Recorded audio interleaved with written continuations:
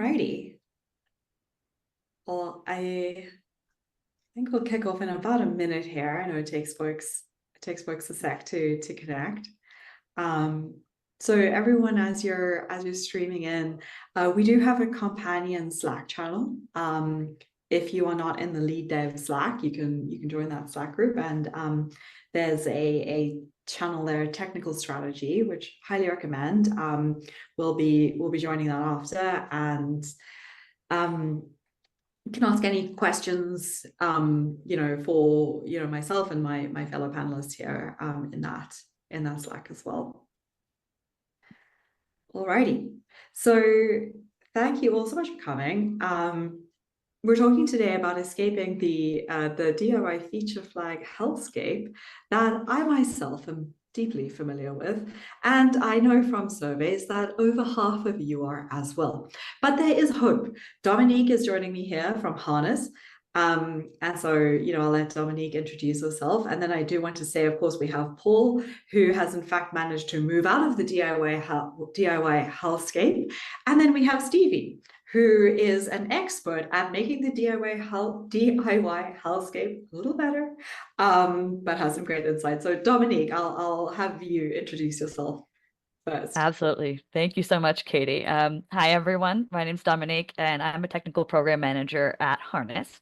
So my main job is actually to streamline and execute our customer onboarding to our feature management and experimentation platform. So usually what I'm doing is helping with technical and operational implementation all the way through team enablement and SOP documentation. So I've worked with many, many customers on their feature flagging implementation, many of them coming from DIY homegrown solutions. So I'm super excited to spend some time here sharing some of the patterns I've seen. Thank you so much, Dominique. And then Paul, I'll let you introduce yourself. Sure. Thanks, Katie. Hi, everyone. I'm Paul Kamatig. I'm a lead software engineer at Club Labs, which is a digital acceleration and engineering hub for Auto Club enterprises, better known as ACE, or for what you might know as AAA.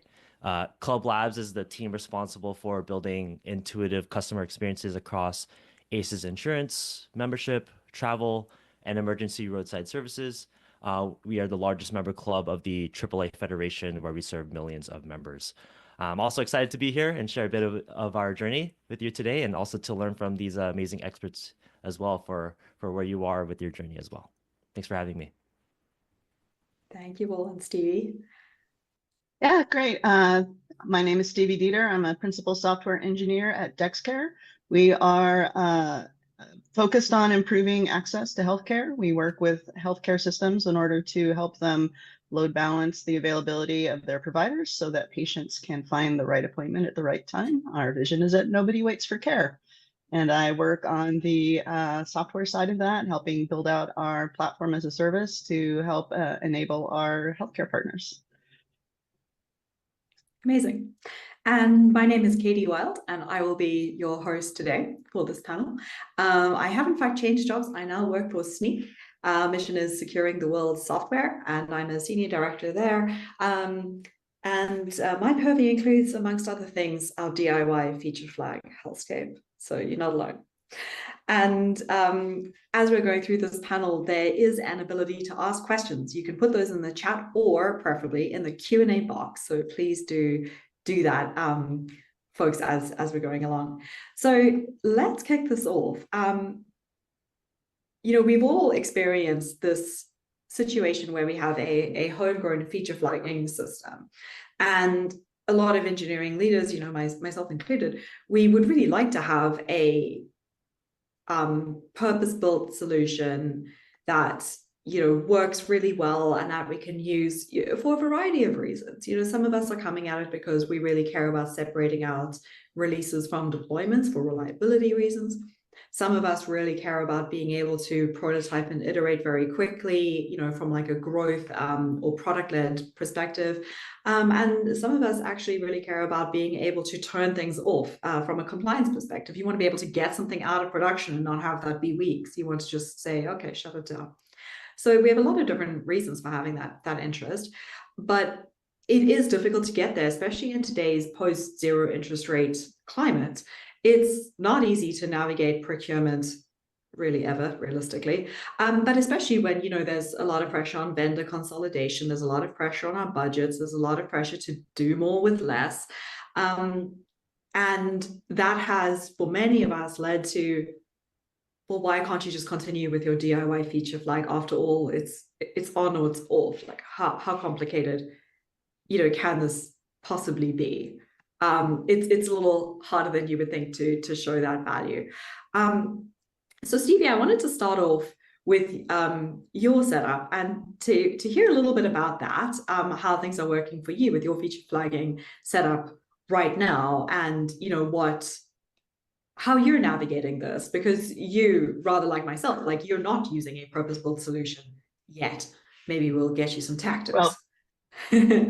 Well, we're using a combination of our Right. continuing to use our homegrown system. We do have a purpose-built, and part of the balance there is getting it built in, the memory built in to use the purpose-built system, understand when to use which system. So for some background, we're incubated at Providence. They have a digital innovation group there. Back in the day, we did what everybody else does when you first start out. I have a config, and I have a config that has a little thing in there that says this feature enabled. And when I want to go turn that on, I go change the config to true. And hopefully I wrote the JavaScript right, so it actually parses the string true to an actual Boolean true, or doesn't parse the string false into a Boolean true. And I do that again, and I do that again, and then I build a slightly complex feature, and I have to turn on all the different places and all the different flags, and hope that everybody put in flags where they needed to. Then we got to a point where for our front ends, the decision was made to use a purpose-built solution because we wanted to be able to do A/B testing and progressive rollouts. So that made a lot of sense. But on the back end, we were told, no, we don't need that. We don't need that for our services. We can continue to use config stuff. And then as we started having more customers and more complex deployments, we reached that position of realizing, like, no, we really need to leverage this sort of approach in our back end.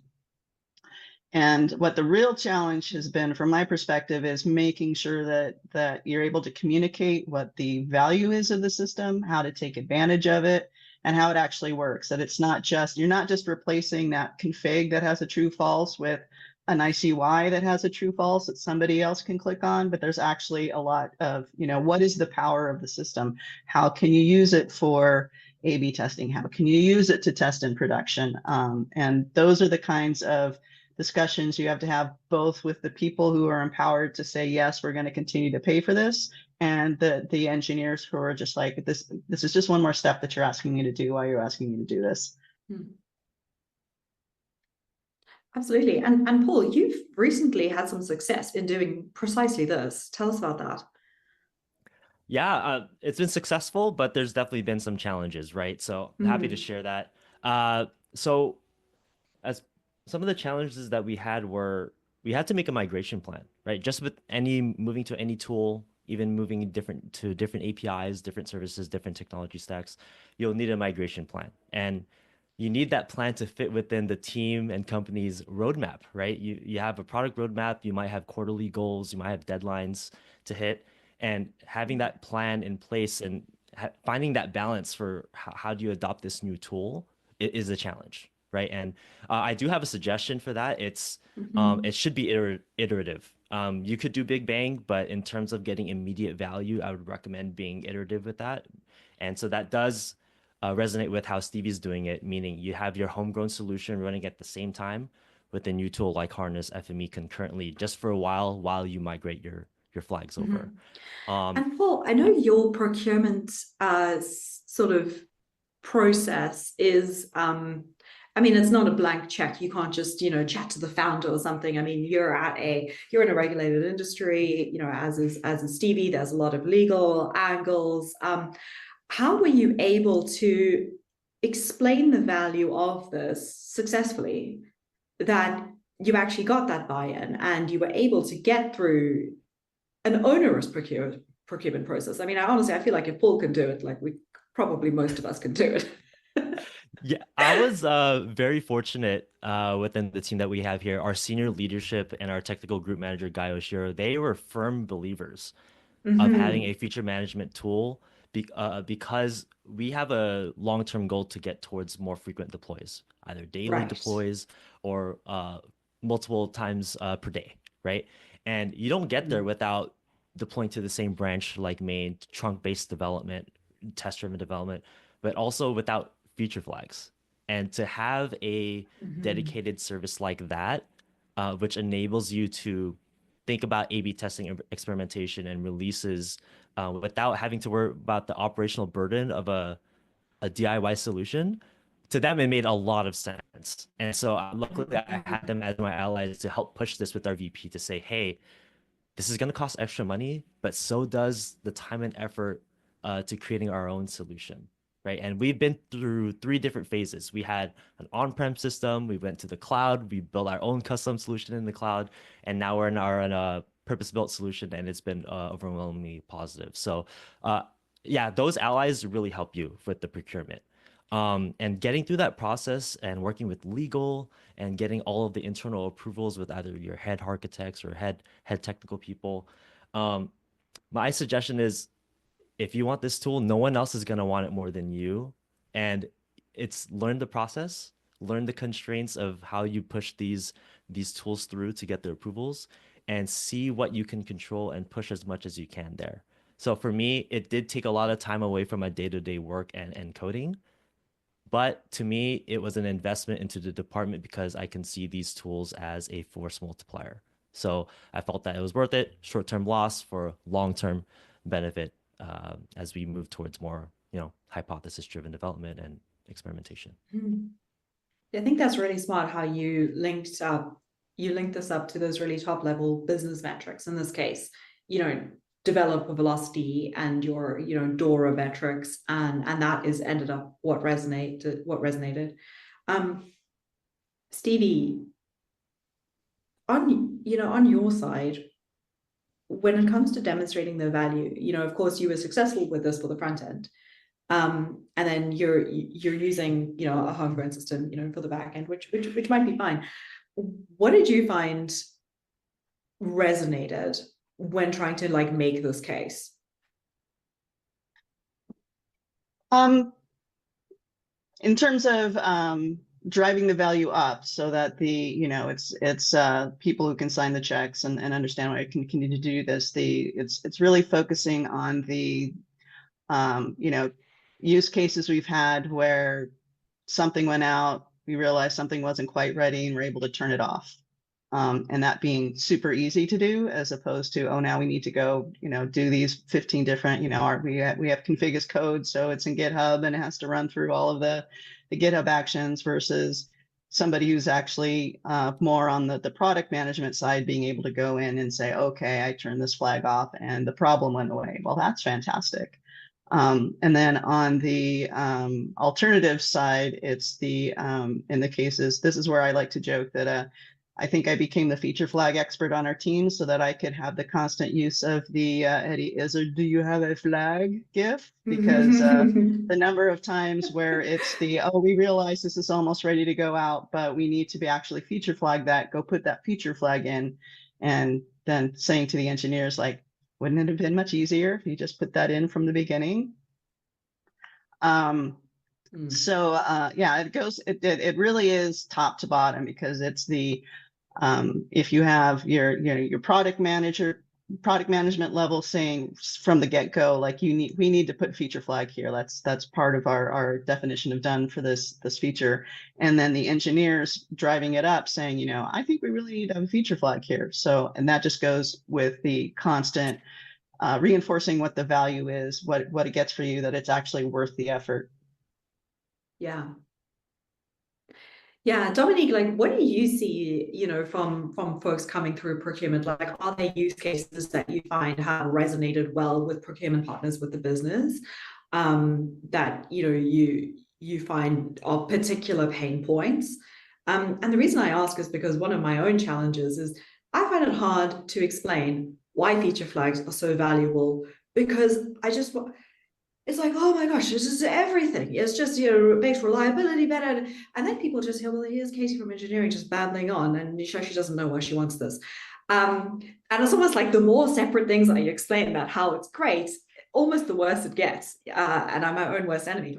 So I'm curious, like when you're actually guiding folks through the adoption, through the procurement, what are those business cases that you find resonating? And to Paul's point and to Stevie's point, with like an iterative adoption, where do you start?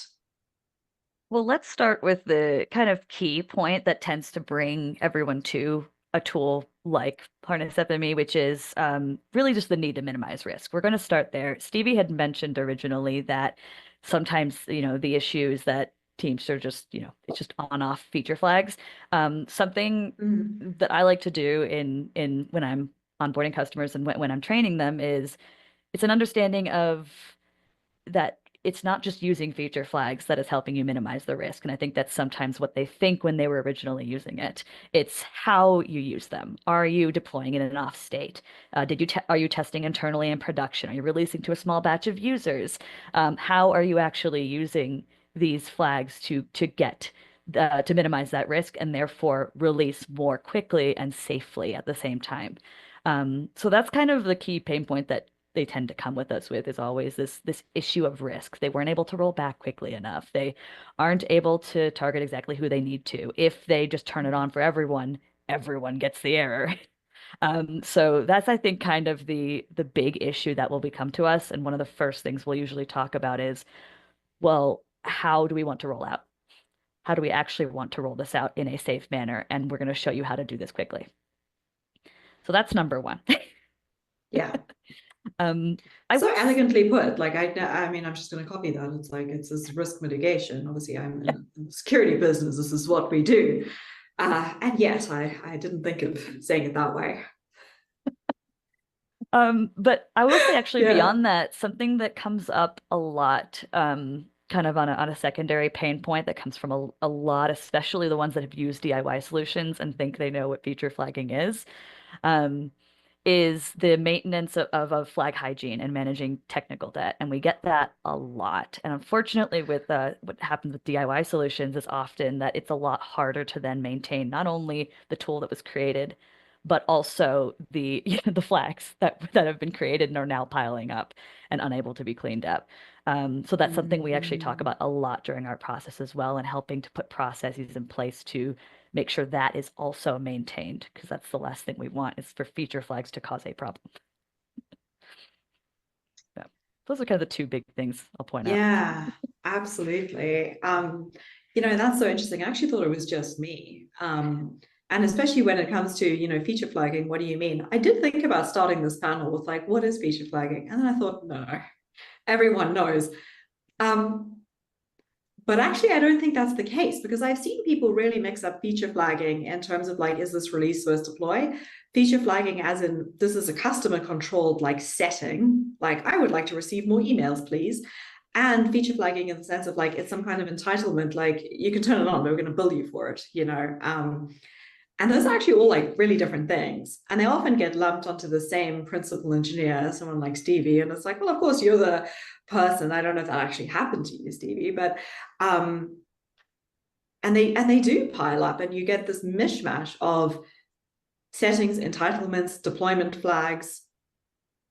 That is just sort of the number of states of your system is just the permutations you've got then to try manage is really challenging. And then you're trying to like debug some customer issue and like, okay, is it this unique combination of like 217 different feature flags like we haven't tested? How do you do that? Stevie, is that something that I'm like, Stevie, is it just me? Okay, no, great. I went out on a limb there.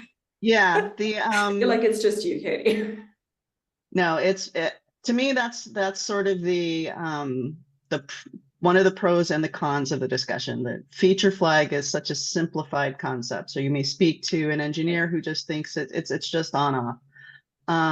And yes, because we're platform as a service and we have different business lines, we have different entitlements. And you do need to have the conversation about, is this the tool that we're going to use for that? Because you can look at all of this and say, I can build this all using this tool.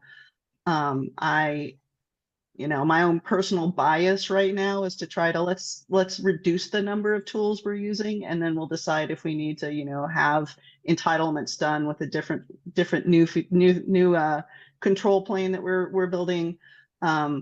But you need to make it as simple as possible in, the day-to-day engineering of, engineer here's, okay, I need to be able to have this sometimes we're, on and sometimes off. Okay, I know how to do that. I use our feature flag system.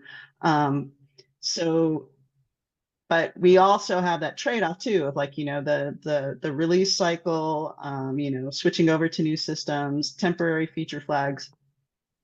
And you'll have people who come to be like, why is this a feature flag? So we have an implementation team for new customers that they bring on, and they're like, why is this specific thing a feature flag? That's not a feature. And I'm like, well, it's a feature flag for us because we need to be able to control that we're ready to turn the system over or not. So that's why it's a feature flag for us. So it's it goes to the same thing of the oversimplified true false, that's all feature flags are for. I mean, our system also lets us put JSON in, and we can control some business rules off that, and there's a lot of power there. So I don't know what a better term for it is. Feature flag just sort of becomes this very, very overgeneralized concept, which to some extent hides the power of what the system can do for you. Yeah. Yeah. And somebody mentioned in the Q&A, this problem with, introducing feature flags, but then, really not cleaning them up, and the tech that creates. Paul, I'd be curious, is that something that, as you've been introducing, have you seen the tech debt problem of not cleaning those flags up? And, Dominique, I'd also love to hear, like, well, what are we meant to do? Like, what do you guide our customers? So, Paul. Yeah, happy to share. Yeah. And this actually is an answer to the first question you asked me, which is about the hardest part of the transition. It's a good exercise to look over all of your feature flags that you have today. Do an audit and see, do I still need this? Or is this permanent? Or is this dead code? Right? And honestly, one of my favorite parts of being a software engineer is deleting code, because less code to maintain, less bugs to potentially live in the system. So Deleted code is it feels good. debugged code. Absolutely. Yeah. And we were doing this today, right? I had our team approach me and say, what flag should we move over? And I said, you should do an audit of your current system and see, are your flags still valid? I personally, for my applications for auto insurance quoting, there's some flags that are there that are 6 years old. They're there from the on-prem days, and they should not be there anymore. And I would be more than happy to get rid of those. I see Dominique shaking her head. That's like, I mean, tech debt is real, right? But yeah, I mean, it's a good exercise to do. Less code to maintain, less stale code, and having a tool like Harness FME does give you the ability to track, right? Like it even gives you alerts for when flags become stale, or maybe when they're out of date, maybe 30 days old, and to give you a reminder to say, hey, did you run your experiments on this yet? How did it go? Follow up and maybe consider making this permanent. And so having the dedicated tool like that and having it built in for all the alerting and the toggling is definitely beneficial, especially for maintaining your feature flags and getting out of feature flag hell. Yeah, it's definitely a kind of mix between obviously internal processes that you have to define and using a tool to be able to help you with that process. So on my end, a lot of times it starts with an understanding of what are your processes, what's your playbook, how long do you keep a flag after it's been released? What if it's a permanent flag? How do we mark those? These are the sorts of questions that I'd like to ask the customers as we're working through this playbook, making sure we tag them correctly, making sure that the statuses are updated so people are able to see and filter by the status. Things like that are things that we'll talk about with the customer to make sure that those best practices are in place. So there's some form of a flag hygiene practice, and it is a practice. And honestly, that's such a that's such a valuable part of having a solution that you buy. It's not just, well, I'm going to buy some code someone already wrote so that I don't have to write the code myself. It's not just that. It's like you're getting a process, you're getting, you know, the way you should maintain this. Like you're getting some of those practices out of the box that help you to avoid the kind of accumulation of tech debt and the accumulation of like unstable system states that make that then really difficult to manage from a reliability perspective. And not even just Yeah, avoiding, actually. It's not even just avoiding a problem. It's also creating a process that helps your team work better and function better together. Because that that's way a you're really all good point. aware of how many flags. Are we going to limit flags per team? Like it's awareness for the team as well, and it helps the team work more cohesively. Yeah, So yeah, absolutely. Yeah. I know, Stevie, like your company's mission, you know, nobody waits for care. And I can imagine that, you know, are we learning from our experiments? Like what is being successful? Like this is a big part of that. You know, if you've got a team and they've got like 200 feature flags and like none of them did they work? Did they not work? It feels like a really meaningful part of that mission. Yeah, absolutely. There's, Yeah. certain learnings that we want to get out of, if we did this sort of calculation, did that improve the time that it took for a patient to be able to schedule a primary care appointment? Did we improve the overall load across providers so we're not burning one out while one is sitting idle? And you need to have the flexibility to test those out because it can take a while to craft these algorithms, and you don't want to be stuck using one that you've discovered doesn't work. You want to be able to quickly switch back to what does work. So Mm. that's absolutely, they're definitely, and that's something, I don't want to write an A/B testing algorithm because that's already known. It's sort of already known how to do that logic. As I like to say, Right. I want to keep solving the interesting problems. So I'm very happy somebody else, for them, the interesting problem was writing the A/B algorithm, and I can just take advantage of that. So that's definitely again, what I like to keep pointing out is, you're not just buying something to turn something on or turn something off. You're buying something to help you really experiment and understand what you're doing with these different things, and then, mitigating risk. and buying something to help support your engineers and make sure that they're more efficient because we don't need all that work on them. Paul Yeah, and and C. I wanted to circle back to the previous conversation, the tech debt conversation, because one of the things I keep trying to emphasize within our teams is that when you're putting in that temporary feature flag, part of your definition of done is have the ticket that says go delete the flag. I know that I'm finished with it. And then, again, I also love doing the PR that deletes thousands of lines of code. I'm very proud of one of our biggest services. I am the leader in deleting lines of code out of that system. So yeah, and having a system that allows you to flag, like, I see you, this flag is on everywhere and hasn't changed in 6 months, maybe you can take it out.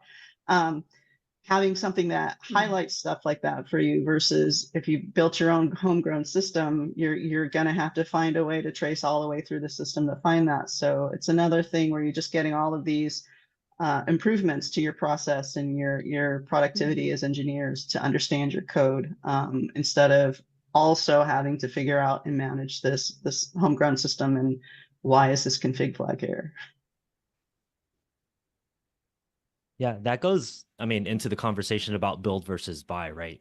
Do you want your engineering and product teams to focus on your data, your apps, and your users, or do you want them to dedicate time towards creating a robust, scalable DIY feature management solution, right? And if you ask any Which business, product do you want to build, right? Like, yeah, you might need your own product team Really. to create a yeah. shareable, reusable feature management service just for your internal use. And that's a hard sell, right? You And either then it has to buy be something maintained.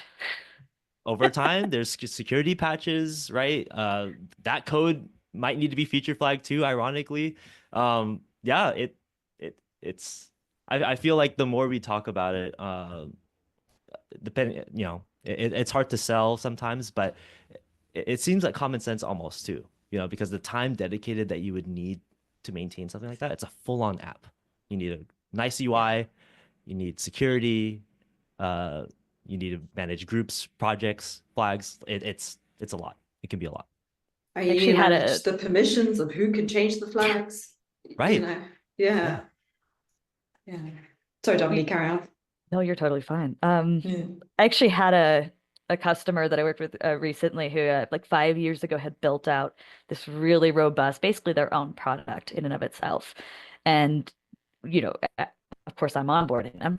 So something went wrong along the way. And when we discussed it, what had happened is essentially all the people who had built it were gone. There was no one left who'd built it. There was no one left to maintain it. And it got completely out of date. It didn't work anymore. So they had this system that they spent all this time and money in building that then they had just, when they built it, they kind of went, okay, we're done.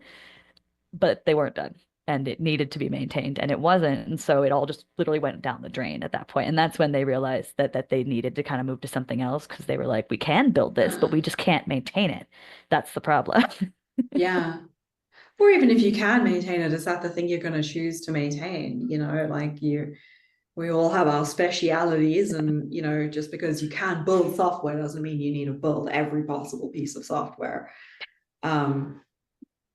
Yeah. I feel like that's what engineers are asked to do a lot, and I feel for you all. Well, I think that's true. I think that does happen a lot, and I do feel like that has been increasing. You know, with the economic shift, interest rates have risen, you know, funding is a little harder to come by for those in the startup world. You know, consumer spending, business spending is down for those of us who are like, you know, post-startup, kind of like, you know, regular business type of situation. It does feel like cash is harder to come by, but like the developers that we've already hired and are paying for anyway are sort of free. And I personally have a really hard time dispelling this myth. And I mean, I'm not very successful at it. I don't know what I should be doing differently, but there is this idea that like, well, if I pay, you know, Dominique and, you know, her fine comrades from Harness, that's paying out net new money. But like, if I go and just like build the stuff, like I was here anyway, so that's not extra money. So that's the better option. So it's free. And I feel like that wasn't as true like 2-3 years ago when, you know, checkbooks weren't quite as tight and we were really focused on trying to like deliver net value. Everybody wanted to capture the market, whether you were a startup, whether you were an incumbent. And I do feel like in this current economic landscape, it's a little bit more, we want to protect those profit margins. We don't really want to spend cash. And that's made things a little bit more difficult to navigate. And I'm seeing not just myself, a lot of engineering leaders are getting that, oh, well, can't you just write it yourself? Like, can't you just build it? Like, build is becoming this, but it's free to build. And I think to engineering people were like, it's really not. Like, it's really, really not. It's very hard to dispel. Is that something where, yeah, does anyone have advice? I'm like, I feel like this is like, you know, asking for a friend, but also just myself. I think Paul spoke to it really well Yeah. earlier too, in that you have to think a little bit long term at that point, and that should be the case, you know, in general with the business. You think long term. What will long term success look like, and will this help me achieve profits in the long term, not just in, you know, save money in the short term. Achieve profits versus save money. So it's kind of thinking in that way. If the, you know, the feature flagging is not doing that, then, you know, maybe DIY solution's fine. But if you're trying to do it to, you know, make better products that are then going to increase your profits, then that is worth it, because ultimately down the line that means more profit for the business. So if we're thinking in those terms from a business perspective, then that's kind of the mindset we need to be shifting towards as much as possible. One thing that we've been doing overall is just that, you know, it's hard to say you need to do accounting for one more thing and track one more thing and fill in one more spreadsheet to show, but we're doing like the hours that we spend on deployments and how much it's actually taking, you know, that what that free cut is, like what's the actual cost of the hours that our engineers are spending supporting some of these processes, and you know, really looking at the focus of, it's our job as the engineering department to really empower the business, to enable our salespeople to go out and show a really awesome product that's really going to help these healthcare systems, and be able to, when they come back to us and say the market says we need to have this feature, like get that feature to them as soon as possible with as little as risk as possible. So if you can show like, yeah, we can build these things ourselves, and that is why this process is so expensive now and it takes so long for things to actually happen. If we could have these tools that would cut out a lot of this extra work that we do, then again, we get to focus on empowering you. We don't have to worry about maintaining all this other stuff, which has a real actual cost to it. It's, it is X percentage of our engineering hours are spent on this stuff. We could have built you twice as much stuff if we weren't, doing all of this extra work that you think is free. And that compared to, this product that we want to continue paying for and have more use of, is obviously makes it look like, oh, that's actually less expensive than an engineer. So let's go ahead and follow that process. And then that also feeds back into the planning process of making sure everybody's agreed. This is part of our strategy of how we get to market faster. This is our strategy of how we manage the various features and entitlements. And we're all aligned on that. So we make sure that we build that in from the get-go. Yeah, and just to add to Dominique's point, she mentioned the long-term game, right? And that's what we played here at ACE. We planned early. We planted the seed into engineering leadership and our VP within his office hours, like very, very early on, before we even started the contract process, right? And I think my suggestion for to your point, Katie, about with inflation and economic hardships is try to understand your department and company's process for budgeting and how money is allocated to teams and even technology tooling, right? See if there's a way. There might be an existing process to get something like Harness and another feature management tool into your technology budget, right? I found out for the first time just by bringing on this new tool for us. And it's very extensive. And AAA is 120 years old, so they have a lot of processes that do take time. But if this is a tool that we want and we need to follow the rules, we need to learn it and push for it. So what I would suggest is starting small. You don't need to boil the ocean. For us, we would have potentially 175 users to use this tool. But our first engagement with Harness, we started with 50 users, with 2 teams and 2 applications, right? And so we started small, we proved out the value, and after all the positive feedback, we shared it. We shared it with engineering leadership, we shared it with our VP, and we said, we want it. We feel that this makes us faster, more nimble, lots more risk mitigation, right? And yes, and then after 6 months of having 50, we added another 125. So now we have our full 175 seat allocation for folks within Club Labs. And so, yeah, I mean, change is hard, right? And it does involve selling, and it does involve proving the value. You can do that with DORA metrics. You can do that with demos as well. Demos really helped me during an all hands to show why this is valuable. And so it will take time, but you do have to tell a story and prove out the value. So also last thing is gathering developer sentiment. Hold the survey, ask if developers feel that they are they have more freedom to use more feature flags, more extensive configuration, measurement, A/B testing, right? And use that to tell your story to potentially get this new tool. Folks, so in our last sort of 5 minutes here on the panel, we've got 2 questions come in, and please, everybody attending, feel free to send in questions, and we can do some async in the channel as well, or I should say on text. So the first one: can you use a feature flag to limit a release either to a geographic region or to a set of users or groups? Absolutely. Yeah. It can absolutely be done. And it's honestly one of the reasons why some people move off of DIY is for that, if they didn't build out a DIY system that can do it. So yes. And then the next question we have here that's come in. So for a third-party feature flagging solution, how have you dealt with any performance impacts? So I'm not quite, I'm assuming that is, performance impact in the sense of like actual total response time for an HTTP request as opposed to some other meaning of performance.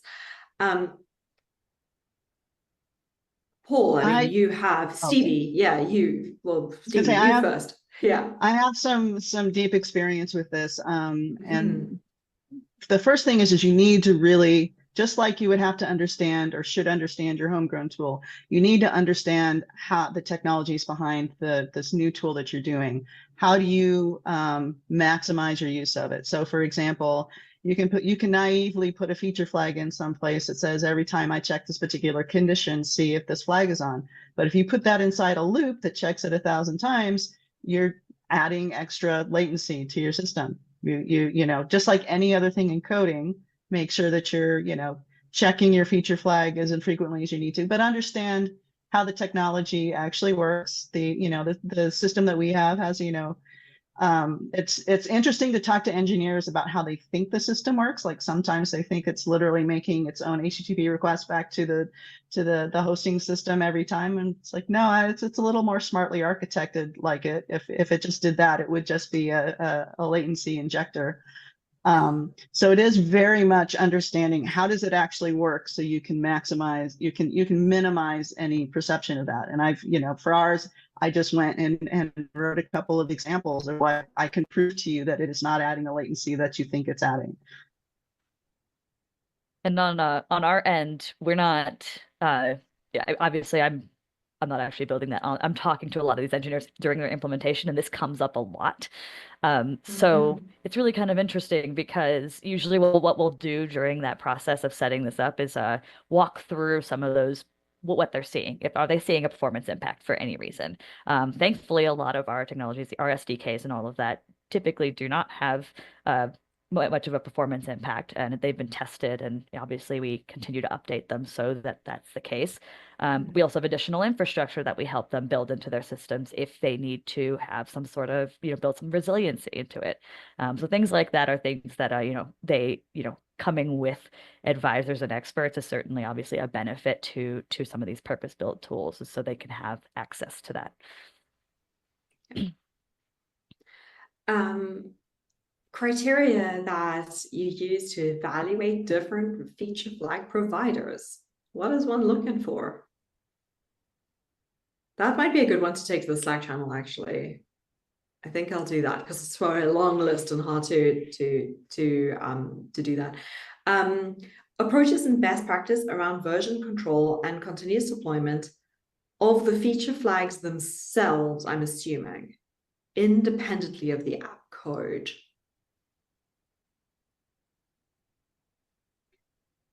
I guess why would it be different is my question. Like why would best practices for the feature flag software itself be different to best practices for app code? Is it different? I would my answer would come from, what we've been working through at DexCare, and, we've gone through and said, okay, here's where we want to use feature flags. Here's some ideas. And then naming standards. So it's clear, like this is a one that is a permanent flag. This is a temporary flag. Making sure that you have the tag back to the relevant JIRA tickets so that you can actually find historically, like, why did this flag get added? So, again, for me, the definition of done, of making sure you have that ticket out there that says, also, when we're done, don't forget to take this extra code out. Those are great for, clean up Friday tickets. So that's maybe too general for what they're asking, and happy to talk about it in the Slack channel, but that's sort of the approach that I would take, is to really focus on, just like anything else, you don't sign your contract with your third-party provider of feature flags and magically have feature flags. As Paul was saying, you really have to be intentional about it, very thoughtful about it, or you don't get the full advantage of what you're doing. Yeah, just to add to that, there are if this is about best practices about maintaining your feature flags, I have some. One that you may not like is once you do create a feature flag, have a unit test that is scheduled to fail after 30 days of that code of that flag being in your code base. That's gonna let everyone know that a flag is probably stale and it should probably be removed. So depending on your CI/CD, depending on if you if you don't want unit tests breaking your builds or stopping your builds, but I've heard of that being a good way of gathering the attention towards potentially stale code. Another best practice, and I think Stevie, it's the best one. It's if it's not a unit test, it's if you create a flag, create a Jira ticket to clean it up as well, or set a reminder to maintain this to see if it's still needed.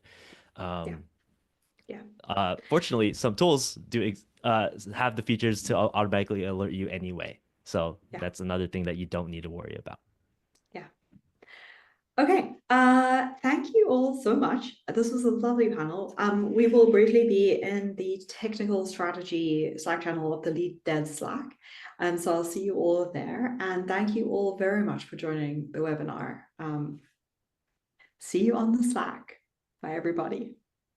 Yeah.